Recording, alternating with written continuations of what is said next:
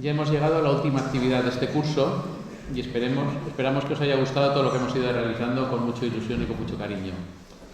Los miembros de la Junta de Fe y Diálogo queríamos agradecer al Ayuntamiento de Castellón por cedernos este magnífico salón, a los trabajadores del CEA porque nos acogen y nos atienden estupendamente, también a la Fundación Damalas Fletcher porque nos patrocina y, por supuesto, a los conferenciantes que han impartido y han compartido esa sabiduría que tienen con todos nosotros. Y también quería dar las gracias a todos los socios y simpatizantes que nos acompañáis todas las charlas, porque sin vosotros esto no sería posible. Lo dicho, muchísimas gracias a todos. Ahora nos tocará preparar el próximo curso con inclusión y en principio pues seguiremos la misma táctica que hemos utilizado este curso. Pero bueno, hoy nos encontramos, o me encuentro en la tesitura de tener que presentar de nuevo a un amigo que todos conocemos, o casi todos conocemos. Para mí es un privilegio mantener a lo largo de muchos años amistad con José María Marín, sacerdote al que conocí allá por el año 88, creo, cuando yo estaba recién casado y él hacía poco que se había ordenado. Los dos teníamos el cabello más oscuro y bueno, yo buscaba un camino para formarme y me enredaron entre varios, total que acabé en Santa María dando catequesis a chavales de posconfirmación. Y con todas mis dudas y mis cosas, pues la verdad es que con la ayuda de José María nos iba marcando el camino y fue una grandísima suerte tenerlo a él como guía.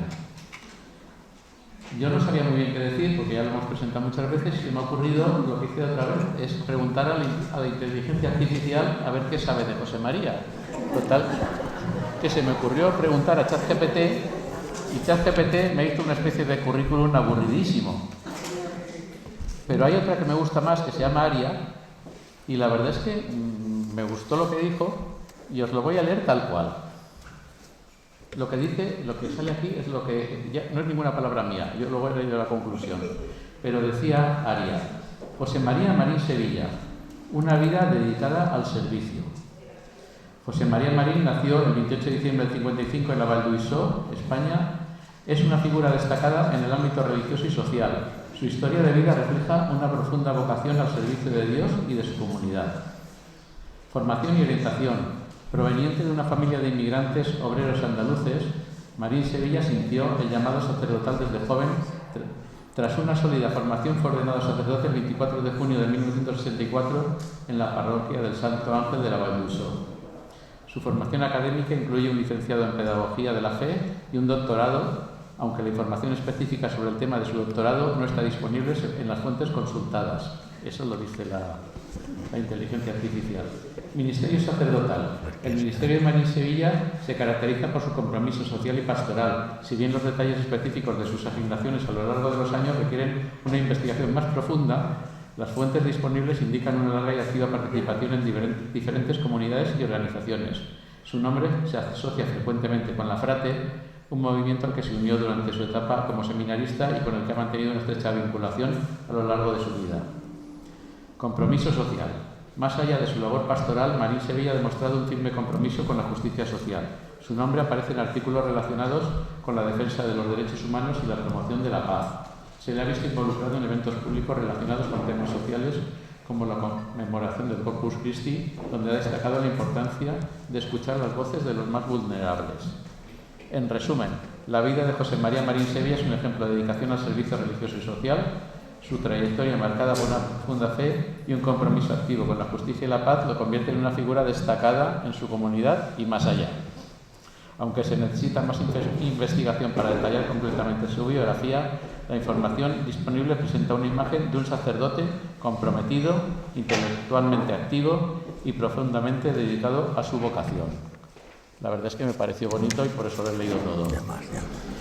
Y bueno, ahora ya que peinamos canas, tenemos la gran suerte que estoy con nosotros y nos va a deleitar con la conferencia Iglesia sin Evangelio, un fraude que persiste. Gracias, José María, por estar aquí con nosotros. Pues nada, buenas tardes, ¿se oye? ¿Con este mejor? Ah, este para... lo voy a coger con la mano, es perfecto. Así sí, ¿no? Pues nada, buenas tardes, gracias por dedicar este tiempo a reflexionar conmigo El tema de esta conferencia es, como siempre, intenta provocar, que no está mal. Ya hay bastante gente que está tranquila. Conviene que vayan saliendo provocadores. ¿No se oye? ¿Ahora? Bueno, decía que el título es para provocar, ya lo sabéis. A lo mejor os quedáis defraudados porque parece mucho y es menos. Fijaos, primero un poco quiero explicar lo que nos proponemos un poco con este tema, repasar algunos aspectos básicos de toda la experiencia de la Iglesia, no solo las ideas, sino también hechos históricos que en el fondo están defraudando a muchísima gente, tanto creyentes como no creyentes. Si abriésemos un diálogo, encontraríamos un montón de gente defraudada en muchos aspectos de la Iglesia en el siglo XXI. Entre otras cosas porque gracias a Dios contamos con la libertad de poder expresarnos y también con la educación de hacerlo con cariño, ¿eh? Después, fijaos, es importante que hacemos este repaso para descubrir aquellas cosas en las que la Iglesia está funcionando, dando la espalda al Evangelio de Jesucristo y al Espíritu del resucitado. Fijaos, no siempre es intencionadamente, pero se hace conscientemente. Funcionamos sabiendo que estamos de espaldas al Evangelio y damos por buenas muchas cosas que sabemos que no coinciden con el Espíritu de Jesús. Después, yo sí que quiero decir eso, que por mi parte todo lo que hago, lo hago con un profundo cariño a la Iglesia. Yo creo que amar a una persona y amar a una institución no significa ocultar la verdad ni maquillar las cosas, que a veces la verdad, aunque cuesta de aceptar, y sobre todo porque yo soy Iglesia, vamos, un curita más, así que lo hago consciente de que estoy hablando de mí mismo, de mis amigos, de mi gente, de mi familia, que son la inmensa mayoría creyentes. Y finalmente también lo hago porque estoy convencido de que la Iglesia, como comunidad eclesial, estamos capacitados para el diálogo y para esa conversión y esa transformación que necesitamos para poder estar dialogando con la sociedad actual sin ningún problema, manteniendo nuestra identidad, escuchando a los demás y, sobre todo, pues manteniendo nuestra finalidad. Fijaos, con esta expresión del Evangelio de San Marcos podemos un poco tener la referencia de la Iglesia. Durante 2000 años la Iglesia ha existido y eso significa que posiblemente pueda existir durante muchos años más, ¿no? El problema es que hoy necesitamos que exista con significado, que exista si tiene algo que aportar a la humanidad y que exista para lo que tiene que existir. Y la Iglesia sin el Evangelio no merece la pena. Se puede hacer miles de cosas en este mundo, pero si queremos ser discípulos de Jesucristo, el Evangelio es fundamental.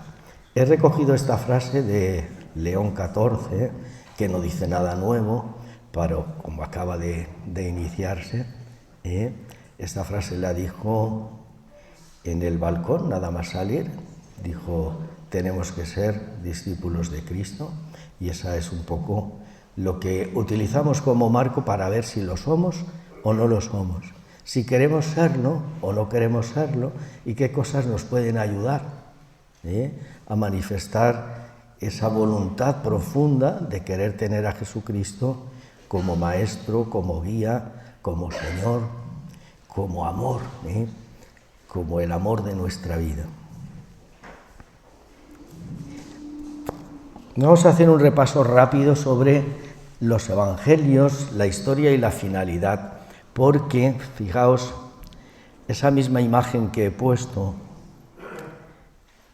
yo recuerdo que después del concilio la Iglesia inició un proceso de sencillez en las formas y bueno, los últimos 10 años del pontificado de Juan Pablo II y después en unas diócesis más que en otras se volvió otra vez a la manifestación de la fuerza, de la riqueza, del poder, de unir la gloria de Dios con la riqueza de este mundo, bueno, con la ostentación, la vanidad, la gloria de este mundo. Y son unos evangelios que están, pues, me parece que lo tengo más detallado. Fijaos, el evangelio lo que nos dice fundamentalmente es esto. Con esto podríamos quedarnos. El evangelio dice que desde el principio de la creación del mundo, Jesucristo ya estaba ahí. De otra forma, el verbo, podemos llamarlo como queramos, la fuerza, la energía, un Dios que inicia su andadura de salir de sí mismo y crear este mundo, no, que todo se hizo por Él y para Él.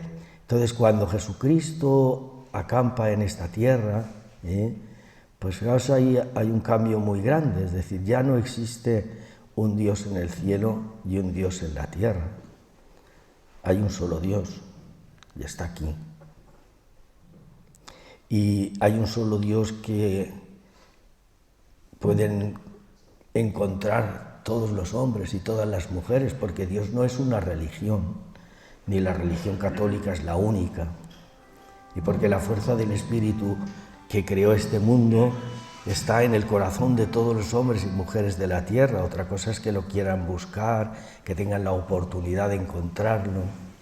Y fijaos, por resumir, Jesucristo dice, dichoso aquel que me escucha, que no es lo mismo escuchar que oír, dichoso aquel que me escucha y pone por obra lo que yo le he podido comunicar. Esa pretensión de Jesús le costó la vida. Pretender ser la palabra de Dios, ser la referencia en este mundo le costó la vida, porque hay muchos que quieren ser sustitutos de la divinidad. Lo que decía del Evangelio, veis aquí he puesto esto, porque es muy importante. Mirad, para mí el primer fraude que cometemos en la Iglesia Católica y en otras religiones cristianas es la utilización que hacemos de los textos de la Sagrada Escritura. En primer lugar, los interpretamos de forma literal. No es extraño, fijaos, en el siglo XXI, no es extraño encontrar cristianos que todavía creen que las serpientes hablan, que se pueden escuchar voces en el cielo,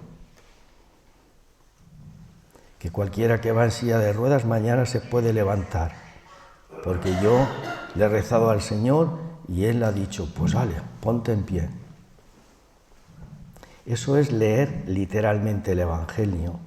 Y los Evangelios no son libros de historia, los Evangelios son libros que intentan transmitirnos la experiencia que los discípulos tuvieron de Jesucristo. Es casi imposible encontrar palabras dichas por Jesucristo. Son las palabras que se escribieron después diciendo que las dijo Él. Mucho después, 70, 90, 100 años después se escribieron. Leer literalmente eso es traicionar el Evangelio, porque ellos no pretendían transmitirnos la historia ni decirnos, dijo exactamente esto. Ellos pretendían mirar lo que estamos pretendiendo nosotros, encontrarnos con Dios y poder decirle a uno, mira, estoy enamorado de Dios. Lo más grande que puedes tener en la vida es encontrarte con Jesucristo. Esa era la finalidad del Evangelio. Después, fijaos, los utilizamos para autorizar nuestras ideas. Es lamentable ver cuántas cosas hemos afirmado como palabra de Dios y para decir, ¿ves cómo coincide con el Evangelio? Citar la frase, pero no para que leas lo que ha dicho Jesucristo, sino para que digas que lo que yo digo coincide con Jesucristo. Después las presentamos como inmutables y universales. En este mundo todo cambia.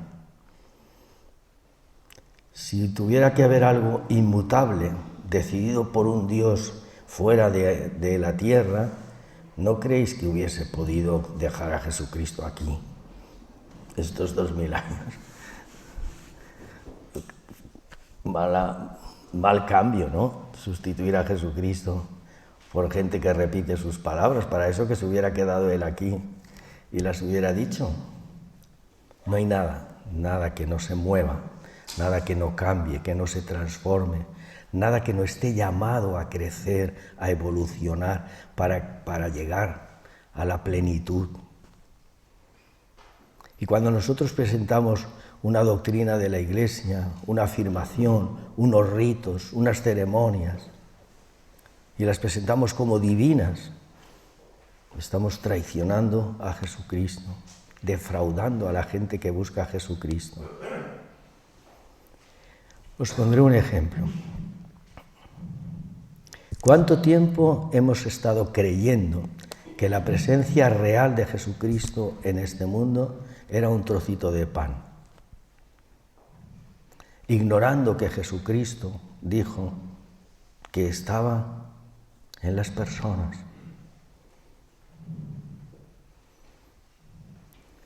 ¿Y cuánto tiempo hemos afirmado eso? Poniendo, es que lo dijo el Evangelio. Haced esto en memoria mía. Ya está, nos quedamos tan tranquilos. Luego, la última cosa que hacemos con los evangelios es imponerla a los demás.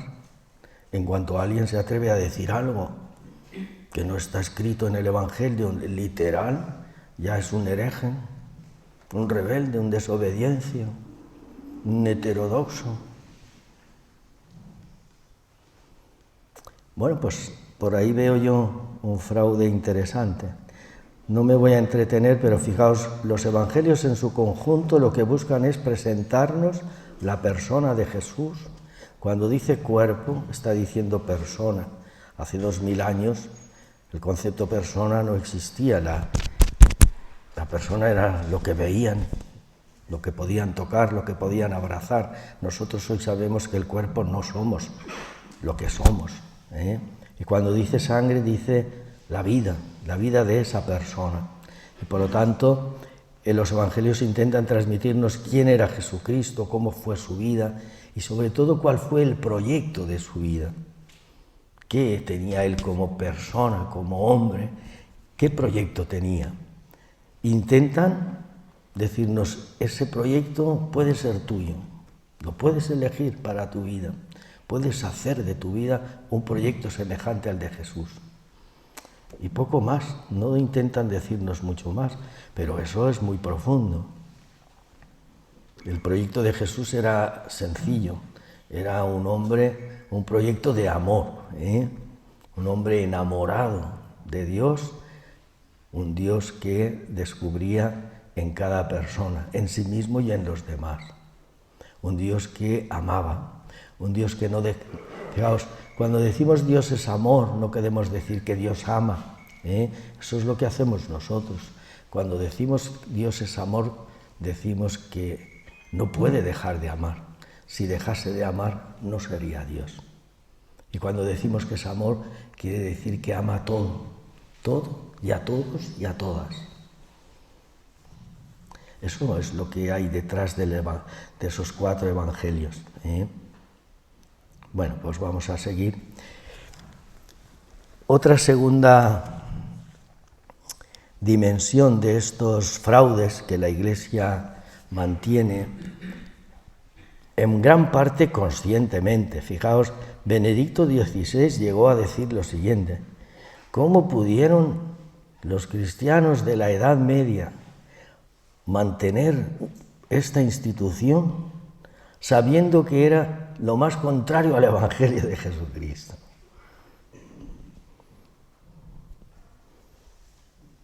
Pues seguimos igual, o casi igual, ¿eh? Seguimos manteniendo muchas cosas, una institución sagrada, con poder sagrado, y decimos que eso es lo que Jesús instituyó, lo que Jesús tenía en mente. La iglesia que nosotros tenemos en el siglo XXI la defendemos como si fuera la iglesia que Jesús tenía en su mente y en su corazón. Y esta es la frase famosa que utilizamos para conceder al Papa y a los obispos el poder supremo. Tú eres Pedro, sobre esta piedra edificaré mi iglesia y las puertas del mal no prevalecerán contra ella. Y a ti te daré las llaves del reino de los cielos, y todo lo que atares en la tierra será atado en el cielo, y todo lo que desatares en la tierra será desatado en el cielo. Antes de desvelaros un poquito más, ¿vosotros creéis que Jesucristo pudo hacer eso? Coger a Pedro, a uno, y decirle, tú vas a ser todo, vas a ser Dios en la tierra. Fijaos, vamos a ver que incluso la iconografía tiene un lenguaje que expresa lo que somos de manera contraria a lo que decimos que queremos ser. Esta es la fachada de la Basílica del Vaticano, y mirad la inscripción, lo que pone. Dice, en honor del príncipe de los apóstoles. ¿Dónde está Dios ahí? Pablo V. Y pone el nombre de su familia, en honor de la familia de Pablo V, romano pontífice máximo, en el año 7º de su pontificado. Todos los visitantes que van a Roma y hacen fotografía de la iglesia fotografían esto. La suerte que tenemos es que muchos ni lo ven ni lo reflexionan. Esa basílica se ha construido en honor de Pedro.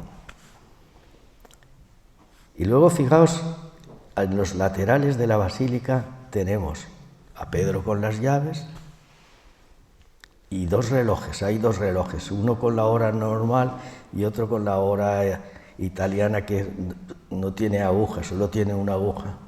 Pero bueno, marcan los dos la misma hora. Fijaos,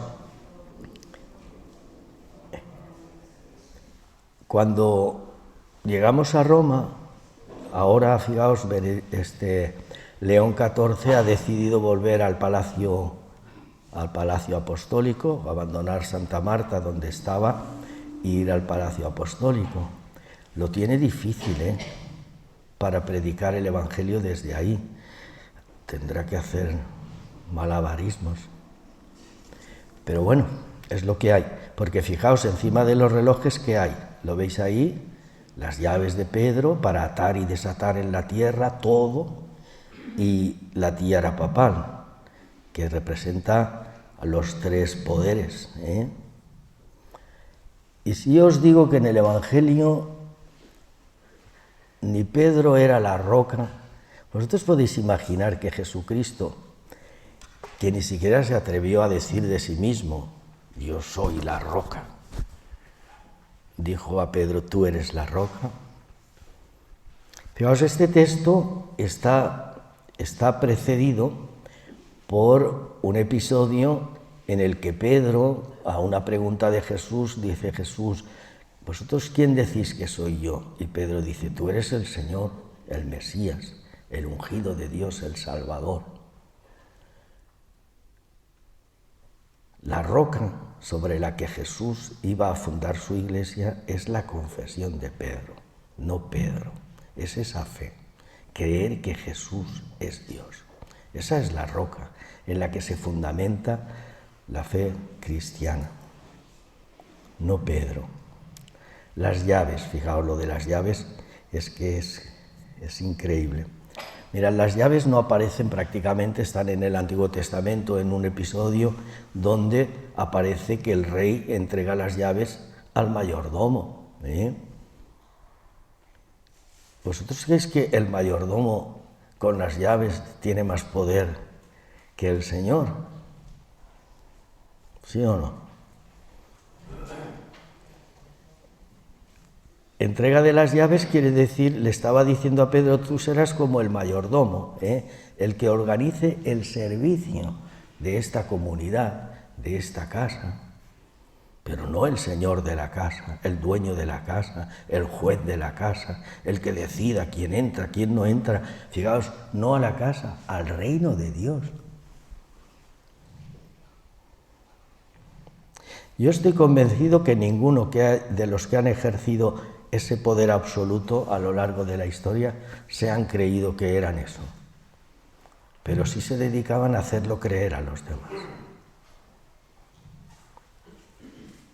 Por lo tanto, fijaos, mantener en la Iglesia esa interpretación del texto bíblico en la que identifica al Papa como un emperador, ignorando que precisamente en ese tema Jesús fue clarísimo y dijo, mirad lo que hacen los poderosos de este mundo, los que gobiernan, los que tienen el poder, la fuerza, los ejércitos, el dinero, mirad lo que hacen. Y les dijo, vosotros nada de eso, que no sea nada, absolutamente nada. Mira, para que no sea nada, el que sea el primero, sea el servidor de todos. Otra vez las llaves, para servir, no para decidir quién entra y quién sale. Y luego, fijaos, legisladores y jueces. Cuando en la Iglesia salen un montón de leyes, muchas de ellas que atentan contra los derechos humanos, que privan de libertad, que invitan a la obediencia ciega, que expulsan, que excomulgan, que condenan, tiene el poder de legislar contrariamente al Evangelio. Y lo puede hacer. Y lo han hecho, claro.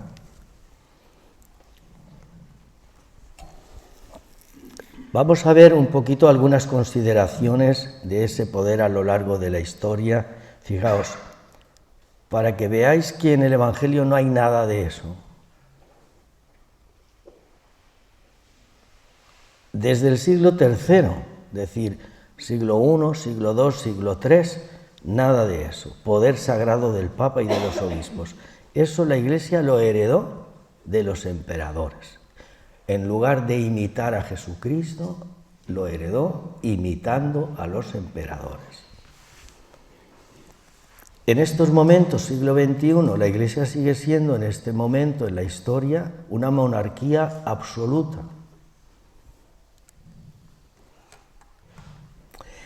Hablemos del cónclave, que está de moda. A mí me gustaría imaginar una elección de un papa muy diferente a la que hemos visto, ¿no? Yo creo que mejor sin cónclave, es decir, sin llave, con la puerta abierta. Porque si lo que se va a decir allí dentro va a escandalizar, pues no lo digas. Si tienes que hacer algo que es impropio de un cardenal, pues no lo hagas. Yo sí que reconozco que para un momento importante, pues a lo mejor es necesario, ¿no? Un poco estar aislados del bombardeo, de las noticias, de los fotógrafos, de las manipulaciones que se hacen, de todo lo que se dice, ¿me entendéis? Pues aislarse es una cosa, pero encerrarse es otra.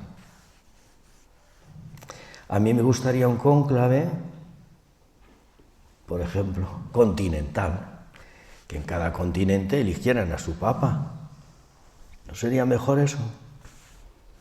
sería incluso más evangélico, porque la Iglesia no nació de una comunidad que luego todas las comunidades se unían a esa comunidad, ¿no? Nació de diversas comunidades que luego se encontraron, compartieron la fe y coincidieron. Porque el que hacía la unidad no era Pedro, era el Espíritu. A mí me gustaría un cónclave.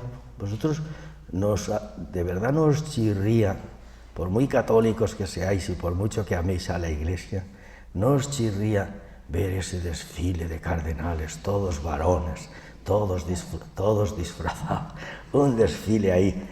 Impresiona, es solo hombres, solo hombres. Caramba. Pero van a elegir a un papa que decidirá bastante sobre la vida de las mujeres, de las creyentes y las no creyentes. No podemos seguir así. Por lo tanto, necesitamos abrir la puerta a posibilidades. Y yo digo, mirad, la Iglesia puede hacerlo eso sin traicionar el Evangelio, sin traicionar la verdadera tradición de la Iglesia, que es la tradición apostólica, no la tradición faraónica.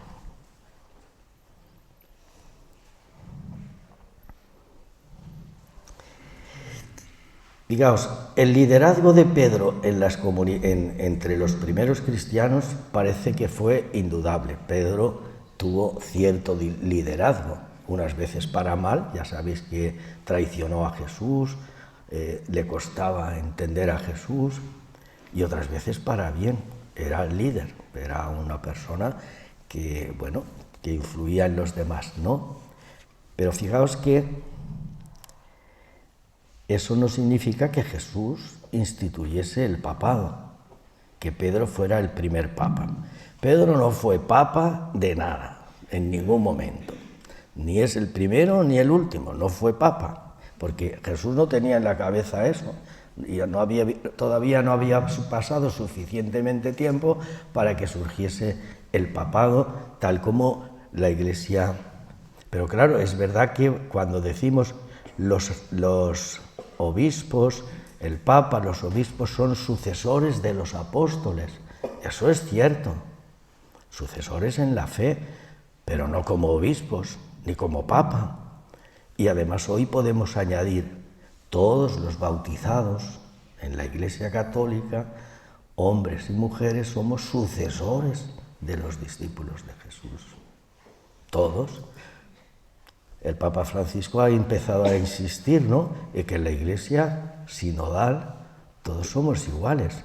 Y precisamente ponía el acento en el bautismo. ¿Recordáis vuestro bautismo? No, porque éramos chiquititos. Pero fijaos, dice, en el bautismo hacemos la unción con el Santo Crisma y decimos, para que entres a formar parte de su pueblo y seas para siempre sacerdote, profeta y rey. Eso se lo decimos a todos los cristianos en el bautismo, primero y fundamental sacramento de la Iglesia Católica. Pero después se queda solo en palabras.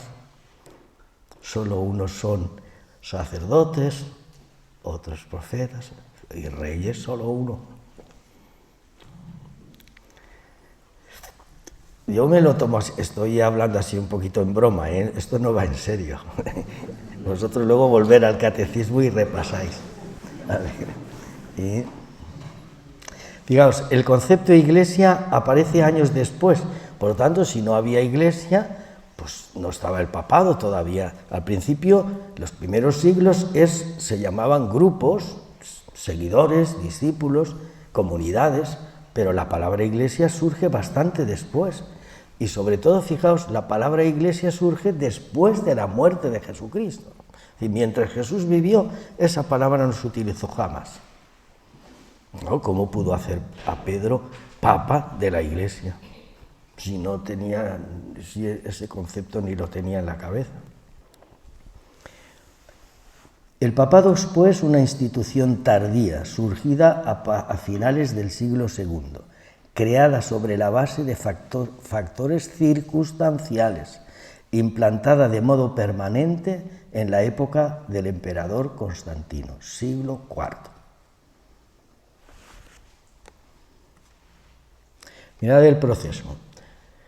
A partir del siglo II, los obispos de Roma, había ya obispos por extendidos, los obispos de Roma empezaron a reclamar cierto poder sobre los demás, ¿vale? Dijeron, no, los que estamos en Roma, aquí está el sepulcro de Pedro, pues tenemos más autoridad que los demás, ¿vale? Después, fijaos, el primer obispo que gobernó con cierta autoridad con respecto a los demás, ya nos pasamos casi a finales del siglo. El primero que utilizó la frase del Evangelio para decir yo estoy aquí puesto por Jesucristo, es de sobre ti edificaré mi iglesia y te daré las llaves, el primero que lo utilizó, siglo III. Y el primero en llevar el título de papa fue Siricio en el siglo IV. ¿Cómo podemos seguir afirmando que, tal como nosotros tenemos la estructura jerárquica de la Iglesia, eso ha sido fundado por Jesucristo? Pues no.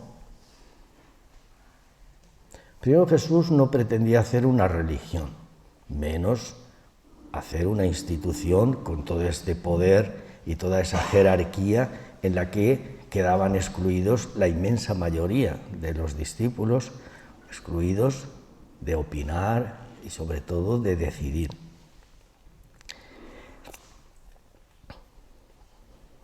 Esto ya lo he dicho, veis esta imagen, fijaos, el Papa Francisco dijo al inicio del sínodo, luego lo rebajó un poquito y ahora se ha silenciado bastante. Dijo, la Iglesia tiene que llegar a ser una pirámide invertida. Estaba diciendo, la Iglesia tiene que llegar a ser lo que quería Jesucristo. Lo más importante, la base de la Iglesia, lo que está fundamentado en la Iglesia, la gente.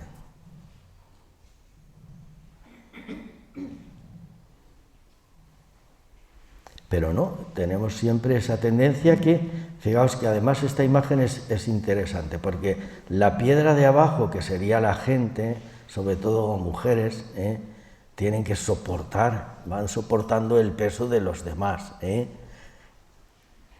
Pues el que quiera ser el primero, que sea el último. Aquí tenemos la frase, pero fijaos que Francisco no estaba diciendo nada nuevo, estaba diciendo Jesús no vino a servir, sino a ser servido. El centralismo patriarcal y clerical, jerárquico, son por lo tanto un fraude, no tienen nada que ver con el Evangelio de Jesucristo.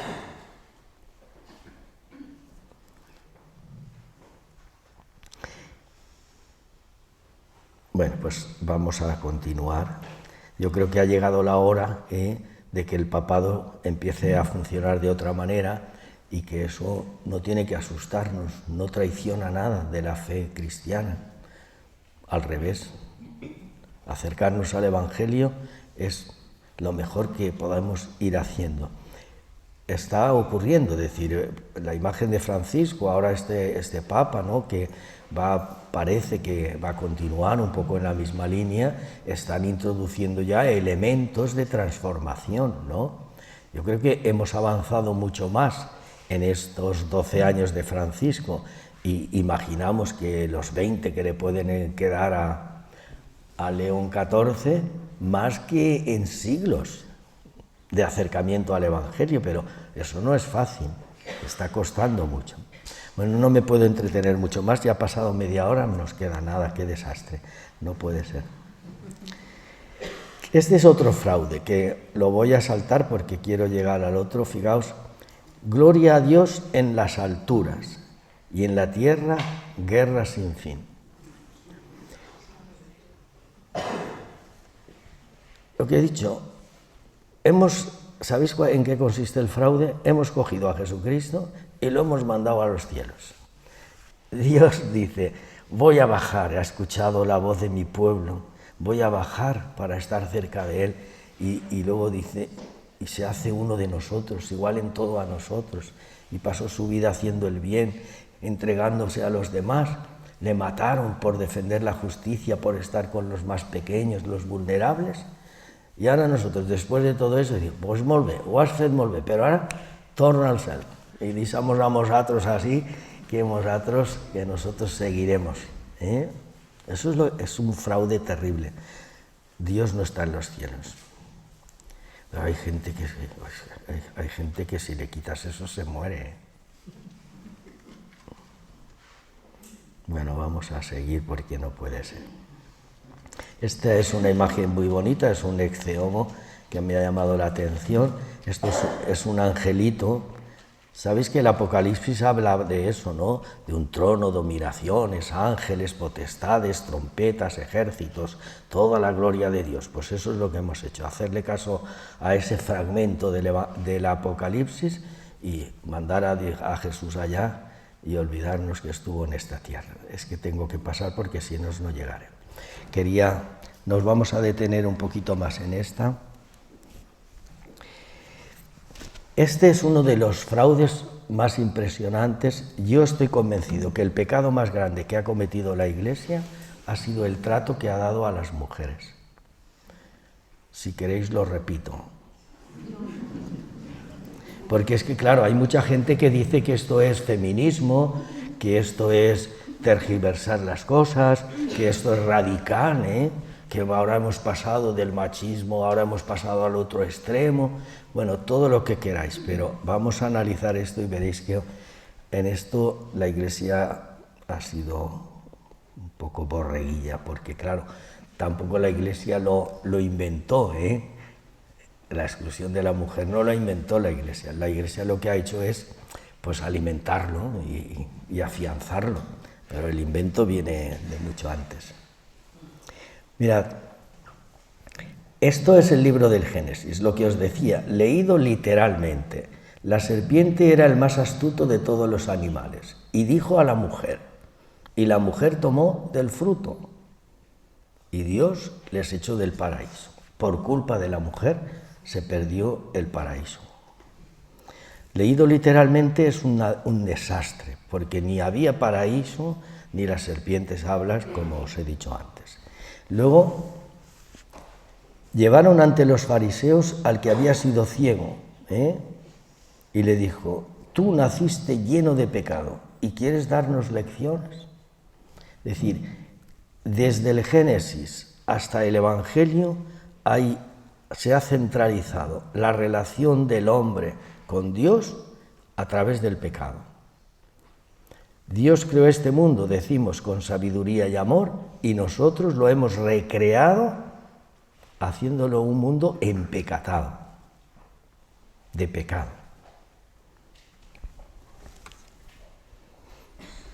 Yo digo aquí que hablamos de inflación espiritual cuando hablamos del pecado, porque alejados del Evangelio y de la misericordia, nacemos, crecemos y vivimos empecatados. ¿Vosotros sabéis lo que significa en el siglo XXI decir a una madre, es que tu hijo ha nacido manchado, tienes que bautizarlo para que se limpie del pecado? Bueno, menos mal que cada día se dice menos, y lo que significa decir a una madre, oye, es que por haber parido ahora eres impura. Hasta el origen de la vida era pecaminoso, sobre todo para la mujer, claro. Fijaos, hablamos de inflación porque resulta que si vamos al Evangelio, todos los pecados que tienen que ver con la biología, con la sexualidad, con las relaciones físicas, corporales, con nosotros mismos, con nuestro cuerpo, todos esos pecados en el Evangelio de Jesucristo ni aparecen. El gran pecado que aparece en el Evangelio es la opresión, en lo que tú haces en contra de tu hermano. Cuando tú te aprovechas de alguien, ese es el gran pecado que Jesucristo denunció y por el que le costó la vida. Porque claro, si hay opresiones, que hay opresores y hay oprimidos. Y eso no es política ni lucha de clases, esa es la realidad. Hay personas que viven aprovechándose de los demás, denigrando, sangrando, haciendo negocio, matando a gente para ser ellos para crecer ellos, para tener más. Ese es el gran pecado que el Evangelio condena desde siempre. Tengo que ir más a prisa. Fijaos lo que decía este filósofo. El macho es por naturaleza superior a la hembra. Uno gobierna y la otra es gobernada. Este principio de necesidad se extiende a toda la humanidad. Este filósofo no es que fuera él el más salvaje, está recogiendo un pensamiento que hace que desde que la humanidad empieza a reflexionar, ya se empieza reflexionando, viendo que hay un ser que está por encima del otro. Santo Tomás de Aquino: la mujer es un varón frustrado, pero en la primera creación de las cosas no era conveniente que hubiera nada frustrado ni imperfecto. Por lo tanto, en la primera institución de las cosas no debió ser hecha la mujer. Hacer a la mujer fue un error. Santo Tomás de Aquino, un gran teólogo, que es verdad, es un gran teólogo, pero en este tema, pues es lo que es, ya está, tenemos que reconocerlo. San Agustín. Mira, San Agustín es curioso. San Agustín fue un hombre obseso por el sexo, es decir, un enfermo. Es decir, San Agustín era adicto al sexo y a otras cosas. Era un salvaje, no tenía nunca suficiente. Bueno, se convirtió y entonces convirtió su obsesión por la sexualidad, lo convirtió en doctrina contra la sexualidad.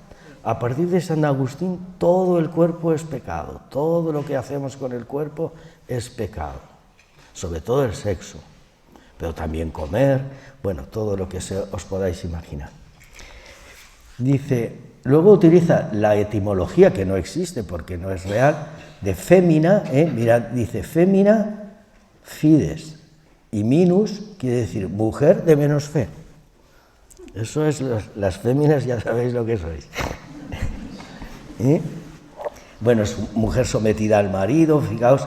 Y luego una cosa muy curiosa, hay mujeres que son elevadas a la categoría de varón, son las que son castas, se hacen monjas, y también las viudas. Las viudas pueden entrar en ese proceso de ser elevadas a la categoría de varón. Pero no pueden ser sacerdotes, tampoco estas, no os hagáis ilusiones, tampoco estas. Y en la actualidad, ¿qué pasa en la actualidad? Mirad, Juan Pablo II dice así: con el fin de alejar toda duda sobre una cuestión de gran importancia que atañe a la constitución divina de la Iglesia, es decir, que la Iglesia constituida por Dios a través de Jesucristo ya contemplaba que la mujer no podía ser sacerdote. Dice, en virtud de mi ministerio, fijaos, hace ahí está como imitando la fórmula de infalibilidad, porque ya la infalibilidad no se estaba ejerciendo mucho, dice, pero él dice, en virtud de mi ministerio de confirmar en la fe a los hermanos, declaro que la Iglesia no tiene en modo alguno facultad de conferir la ordenación sacerdotal a las mujeres y que este dictamen debe ser considerado como definitivo. Es casi una declaración infalible, no lo es, pero ahí lo tenemos. Y dice, en virtud de mi ministerio declaro. En el Evangelio no diu res d'això. Ni había sacerdotes, ni había obispos, ¿entendéis? Y por lo tanto, no podían ser curas ni los hombres ni las mujeres, era otra cosa. ¿Vale? Benedicto XVI no hace más que ratificar la doctrina de Juan Pablo II. Lo que pasa, desde la Sagrada Congregación, antes de ser Papa, pues claro, reafirmaba lo que Juan Pablo II firmaba, pero tiene una cosa interesante. Él hizo ahí una sobre los graves pecados que se pueden cometer dentro de la Iglesia y Curiosamente casi todos tienen que ver con el sexo todavía, pero si os veis ese documento lo pasaréis mal. Bueno, pues dice ahí, equipara la ordenación de la mujer con la pederastia. Es decir, de los gravísimos problemas, pecados que la Iglesia puede cometer están, por un lado, todos los que significa diferentes cosas que llevan a la pederastia, ¿no? También desde la confesión, cosas raras, y luego dice, y también pecado gravísimo es la ordenación de las mujeres. ¿Sí? Por lo tanto, esa doctrina, claro, viene Francisco con esa espontaneidad que tiene y parecía que iba a decir, pues bueno, Francisco ha sido prudente porque, vamos a ver, también tenemos que entender una cosa, es decir, en 12 años Francisco no se podía cargar toda esta historia que os he contado así rápidamente. Eso lo llevamos en el ADN, ¿eh? No solo los hombres, también las mujeres están convencidas de que no pueden ser curas, que tampoco significa que tengamos... Porque esto, mirad, vamos al Papa actual. El Papa actual, sigue en algunas entrevistas que ha tenido, de momento sobre este tema no se ha pronunciado, pero en algunas entrevistas que ha tenido, fijaos, dice, la tradición apostólica ya se ha explicado claramente, es decir, que desde Jesucristo no había mujeres en el sacerdocio, por lo tanto, eso la Iglesia no puede cambiarlo. Eso es lo que está diciendo, que es lo que había dicho Juan Pablo II, Benedicto y Francisco. Y entonces dice que, este hombre dice que tampoco sería bueno clericalizar a las mujeres, por supuesto. Si el clericalismo es un cáncer, no vamos a clericalizar a las mujeres. Lo que tenemos que hacer es cambiar el ministerio. Y que sea un ministerio que no sea clerical, es decir, que no sea de dominio, de poder, que sea un ministerio de servicio en el que puedan estar las mujeres y los hombres. Pero bueno, vamos a imaginar que León XIV, como va a tener más tiempo que Francisco, pues tendrá más tiempo de escuchar lo que dice el pueblo de Dios, ¿eh? Y el Espíritu que sigue ahí incordiando. Fijaos, todo esto arranca de esto, la invasión de la moral católica con el sexto mandamiento. Si quitásemos todo lo que se ha escrito sobre el sexto mandamiento como pecado en la Iglesia, las bibliotecas de moral se reducirían a nada. Ha habido eso, fijaos.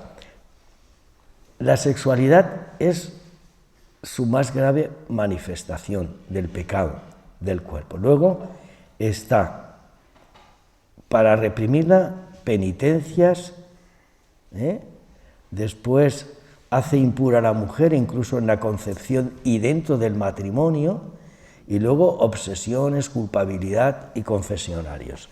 Todo ese universo donde la sexualidad es lo peor, y donde la mujer es el origen y la parte más peligrosa, porque, fijaos, decía San Agustín, decía, no hay nada más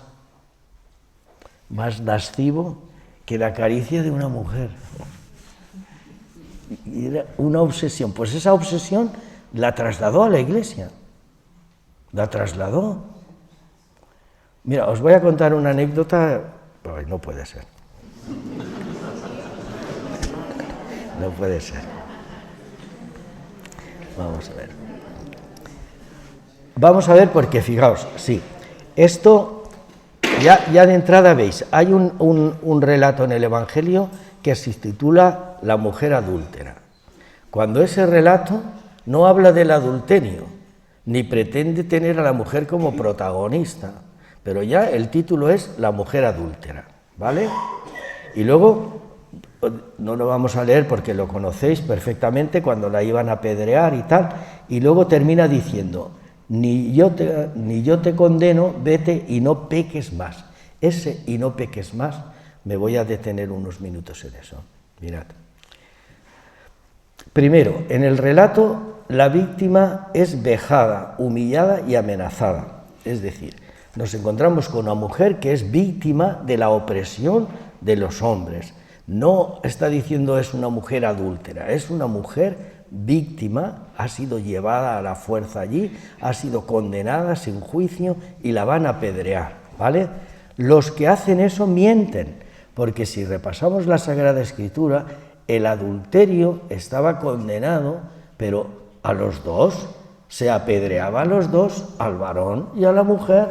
Pues no, estos ya en la época de Jesús, ya con los sumos sacerdotes de acuerdo, los escribas, los fariseos, habían dicho, mira, vamos a apedrearla a ella y dejemos al varón que se busque otra. Entonces, fijaos, ¿qué es lo que hace Jesús? Desautoriza a esos opresores, porque mirad lo que hace. A la mujer no le cuestiona nada, a las víctimas no se les cuestiona nada, ni ella reconoce su pecado. En ese texto no dice ella, ay, perdonadme, no me matéis, he cometido pecado, pero dadme otra oportunidad. No, Señor, ella está allí como víctima y se sabe víctima, y ella no pide perdón de su pecado, ni hace falta, ni se arrepiente, ni Jesús le exige nada. Y ahora esa frase, esto quiero que, al menos por lo que yo pienso, ¿no? Cuando en esa frase dice, vete y no peques más, yo he oído homilías, he leído demasiadas cosas sobre esa frase, y es, si Jesús hubiera dicho eso, la está culpando a ella. Y está diciéndole, es que el pecado es lo que ha provocado esto, por lo tanto no lo vuelvas a hacer. Mirad, esa frase aparece en el Evangelio otra vez, solo otra vez, y aparece también en un contexto en el que hay un ciego que ha sido curado y le están queriendo sacar ahí y le dicen, tú has pecado, tus padres habéis sido pecadores, no sé qué, y el Evangelio sigue diciendo, vete y no peques más, no sea que en aquella ocasión dice, no sea que te pase algo peor, es decir, como si la enfermedad fuera provocada por el pecado, fuera una consecuencia del pecado. Entonces, lo que yo creo que esa frase está mal traducida o es un añadido de Mateo, pero dice ahí, lo que Jesús le diría, siendo consecuente con lo que decía, lo que predicaba, lo que hizo, es, ponte en pie, levántate, carga con tu vida y camina. No te dejes humillar por nadie. Eso de no peques más, le estaba diciendo, no dejes que esta gente te convenza de que eres una pecadora, de que no vales nada, de que mereces la muerte. No les dejes, protégete. Levántate, coge tu vida. Y menos consideres que eso es Dios el que les autoriza a decir eso, a hacer eso contigo. ¿Lo veis? Eso es consecuente con el Evangelio. Pero claro, literalmente, leer ese texto literalmente, quererlo imponer después como catecismo contra el adulterio, todo eso es defraudar a la gente que busca la verdad con sencillez, con honestidad. Bueno, pues tenemos que terminar porque sí que es bueno que tengamos algún eco.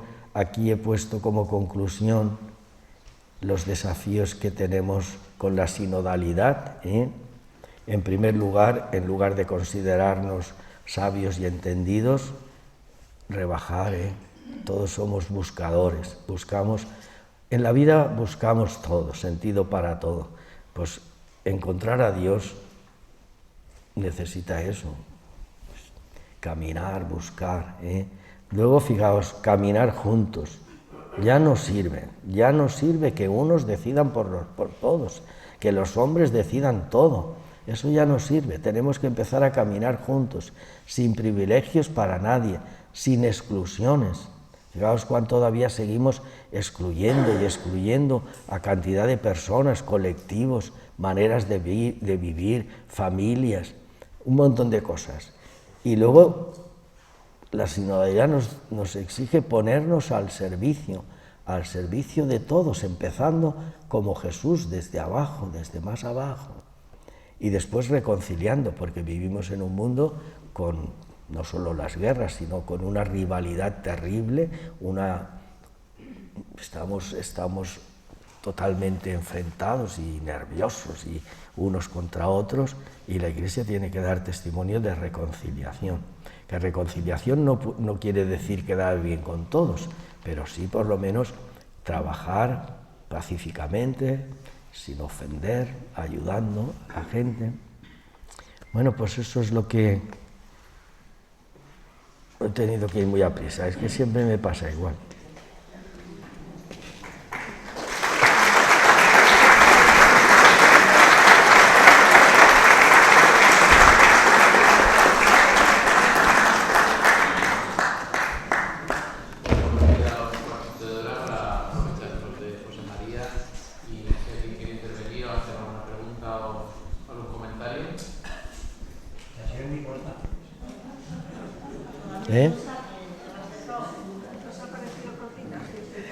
Es que hay muchos aspectos, pero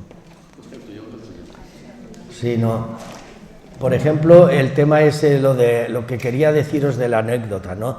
Fijaos, el fraude llega también a decir, en el fondo, el único sacramento importante en todo este abanico de desarrollo jerárquico, el único sacramento que importa es el del orden sagrado, el matrimonio, el bautismo.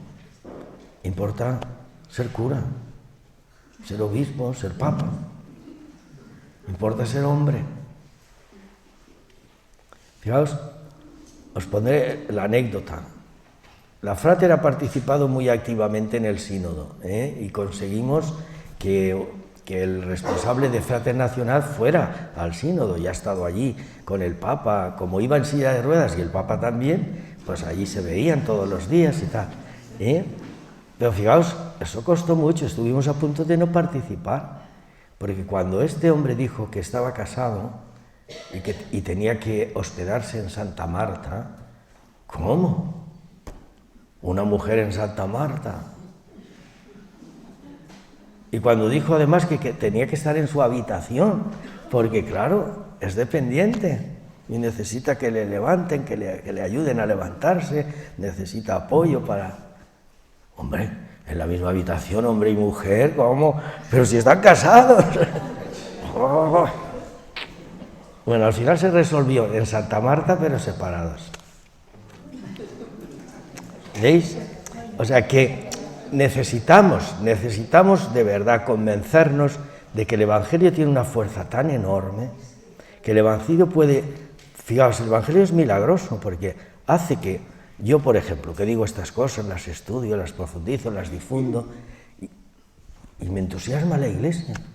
Y estoy convencido de que la Iglesia está capacitada para conseguir todo eso, y más que no podemos ni imaginar.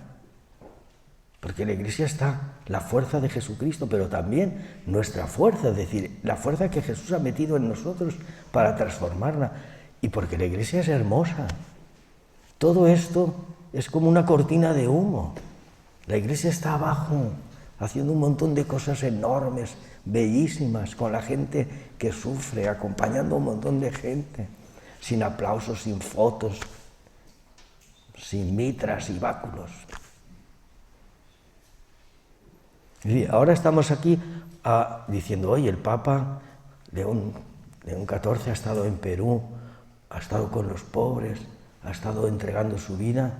Qué hermoso eso, ¿no? Que haya podido llegar a Papa alguien que no estaba maquinando en el Vaticano conseguir el poder. Pero ahora tiene que ahora se tiene que disfrazar más que antes. Tiene que dejar Perú, irse a Roma. Yo estoy convencido, de que todas estas cosas y el tener información y participar tienen una fuerza impresionante. Participar es lo más grande. Opinar, dialogar, hacer grupos, encontrarse, eso es lo que va a transformar la Iglesia. No esperéis que la transformen allá. Ni queriendo pueden. La Iglesia se tiene que transformar viviendo el Evangelio. Y eso es lo que tenemos que enamorarnos de ese proyecto de Jesús. Bueno.